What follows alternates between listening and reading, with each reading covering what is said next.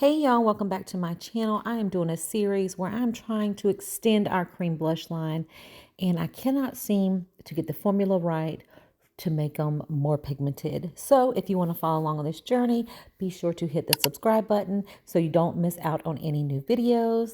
So let's get into it. I used to have this shade in a liquid lipstick that I made a while back that I thought was absolutely beautiful. It's like a deep berry red shade. And so I thought, hey, let's try this one for a cream blush and let's see if it works out. We're going to start out with a tablespoon of red 40, a half a tablespoon of red 7, 1 teaspoon of red 21, 3/4 teaspoon of red 30. I used about an eighth of a teaspoon of blue and 2 teaspoons of white. So what I like to do is go ahead and put this in this blender and make sure that all of the colors are blended well. You guys, this does make a mess, but this is the easiest way for me to blend all the colors together. So when I get all this mixed in here, and you guys just try to be careful because this stuff will get everywhere. Trust me, been there. Oh, and make sure when you are dealing with pigments, powder pigments, make sure to wear a mask because this gets all in the air and you will inhale it, and that's not a good thing to do.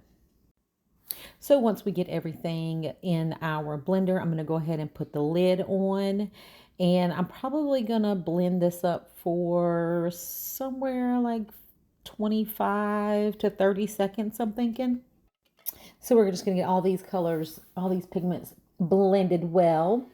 And you guys, once it gets done, just be careful when you're taking the lid off because you're going to see it's just going to be a cloud of pigment everywhere. If I can get the lid off. That's why I'm taking my time trying to take this lid off, because I know it's just going to be a big puff of pigment all in the air. So you can kind of see a little bit of it swirling around right there as soon as I took the lid off. So it looks pretty good, but I'm going to scrape the sides down and give it one last run just to make sure that everything is well combined and all the colors are mixed together well. So once I get all the sides scraped down, I'm going to go ahead and scrape down this lid as well. I will then place the lid back on and just make sure to give it another, like, I think I do it about 10 to 20 seconds of blend just to give it that last little bit, just to make sure everything's blended together. And once that gets done, again, make sure you are careful when removing the lid because, as you're going to see again, that big puff of pigment is just going to fly into the air. So I like to tap the sides and the lid and just make sure that everything is down. And so when I open it up, hopefully it won't fly everywhere. Let's see. Ah, there it is. So just be careful, you guys. But this looks pretty good to me. So I think it's blended well. And from the looks of it, there's no streaks of white or blue in there. So that's exactly what I wanted. So I'm just going to give this a little mix with my little spatula here. And we're going to get this transferred back to the original bowl. Now that we've got our pigment ready, now we have got to make the base of our cream blush. So the first thing I'm going to do is go ahead and measure out all of the oils. Now, I am only making one small batch. So this was my original recipe that I guess I could say recipe, but my original formula that I had came up with, it literally makes one pan. I don't even know if it makes a whole pan in our compacts, but just for testing purposes, I'm only going to make just this little small batch just to see if this is going to be enough pigment. And if not, I don't feel like I've wasted a lot of product. So we're going to get all of our oils measured out, and now we're going to get our wax measured out. And of course, I just threw too much in there, so I'm going to have to pull some of that out. And y'all, when you are weighing out each of your ingredients, make sure that you are putting the correct amount in there, because the slightest bit off can throw your product in a whole new direction. Trust me, been there, done that. It turned out to be a disaster.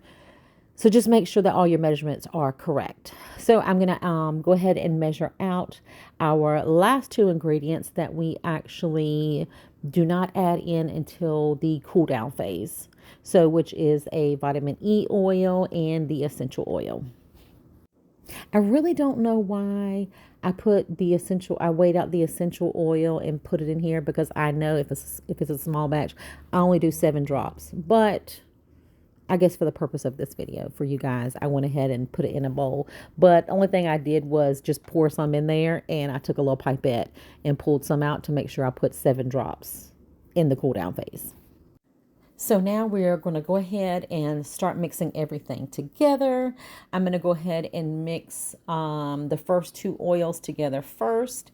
And again, I'm going to have to make sure that I scrape these little bowls out, or I don't know if you want to call them bowls, but just to make sure I get all the oil out, because again, you want your measurements to be precise so your product comes out right. So this is what I'm going to do. So once we got all of our oils mixed together, now it is time for me to add my pigment. You guys, this is where I have been struggling at. I have been struggling with the right amount of pigment to add to each batch. The last batch that I did, I think I only added like a teaspoon, maybe 2 teaspoons. I don't remember exactly. This time I decided to go with a half a tablespoon, I believe is what I'm doing. I don't know if it's going to be enough, but I have to be careful because it's only a little bit of oil in this small amount, this small batch. So if I put too much, it's going to end up being pasty, and you don't want that. So we're going to try half a tablespoon. If this doesn't work out, maybe on the next one, we'll add a little bit more.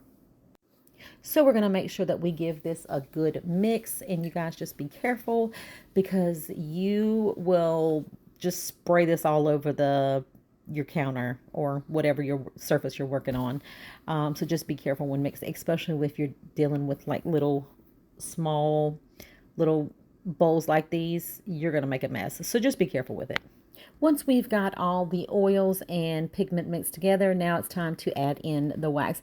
And you guys, because this is just me doing a test run, I'm just pulling it out with my hands because I'm not selling this to anybody. This is literally just for me to test. If I was doing a whole big batch to sell, I would pull it out with a spatula, with, one of the little mini spatulas to blend it together. Once we got all of that in there, I'm going to just take that original spatula here and give that all a good mix. And the good thing is once you put the wax in, if there's any leftover pigments in your bowl with your oils that didn't mix well, that wax is going to actually help break it down and mix it up all together.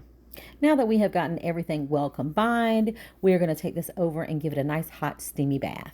Once everything is all melted and blended together, we are now going to add in our last 2 ingredients, which is the vitamin E oil and the essential fragrance oil.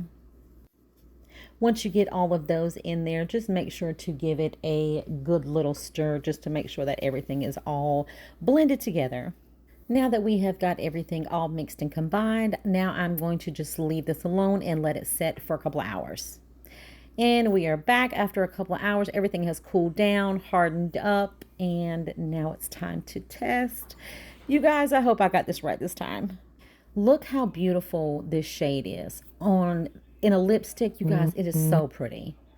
But let's try it. It's I don't know, it's not looking good. But I was like, I don't know, maybe we'll see. No. You know what I think my problem is? I think I need to soften the formula a little bit because I think it's getting too hard and I'm not able to really pick any up, because I'm going to do a finger swatch and there I pick up plenty of product. So I don't know if it's just too hard to use. See, I picked up enough. I don't know if it's too hard for me to use a brush and I just need to soften it out. I don't know. Well, I'm going to keep testing. I'm going to do it again, and I'm going to soften up the formula a little bit and maybe put a little bit more pigment in there and see if that'll work. So make sure that you guys hit that subscribe button and turn on all notifications so you can see part 3.